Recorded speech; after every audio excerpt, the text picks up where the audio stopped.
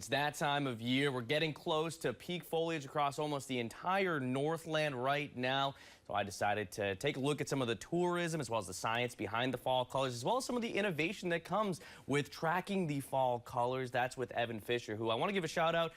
He, of course, lives in Asheville, North Carolina, where he runs explorefall.com. They were hit by Hurricane Helene pretty hard, and he still kept the website up and running while also delivering some very good info about what was going on inside the city. So shout out to him. But without further ado, let's jump on into these fall colors. The days are shorter, the nights are colder, and a beautiful setting has emerged in the Northland once again.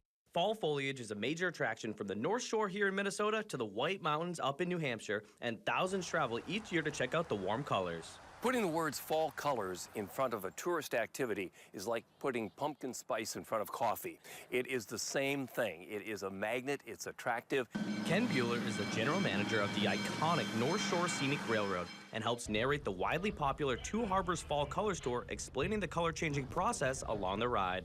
We also are able to give this narration to share the history of the railroad, history of our community, history of the people that made Duluth and its surrounding areas, and how this all came about. And then in fall, we add in a little science too. The scientific process that creates the beautiful scenery is called leaf senescence, the yearly cycle where trees go dormant and their leaves turn bright red, yellow, and orange. But this process is weather dependent, so some years are better than others.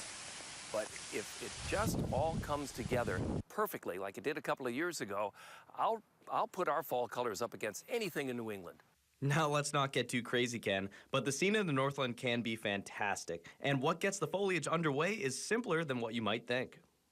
In the summer, leaves are full of green chlorophyll, a chemical that produces sugar from water, carbon dioxide, and sunlight.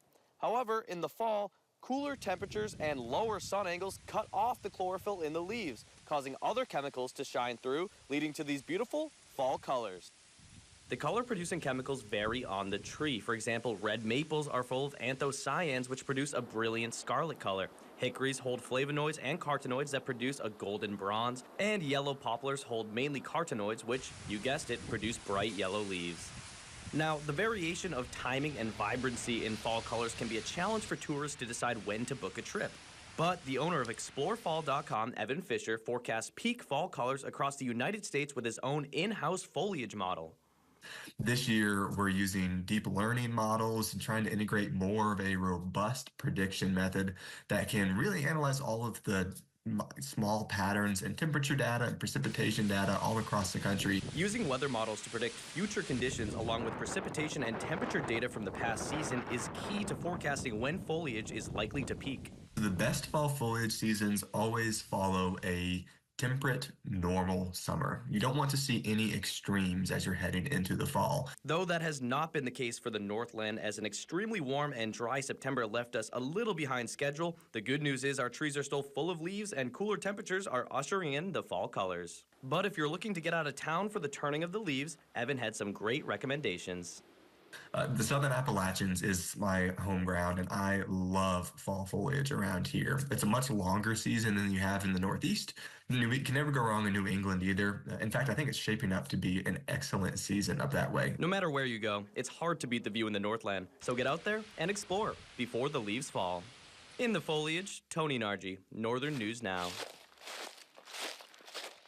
That was a great package there, Tony. And the fall colors are now past peak in parts of northeast Minnesota. However, most of northern Minnesota and almost all of northern Wisconsin are at peak colors, so you still have time to get out and enjoy the foliage.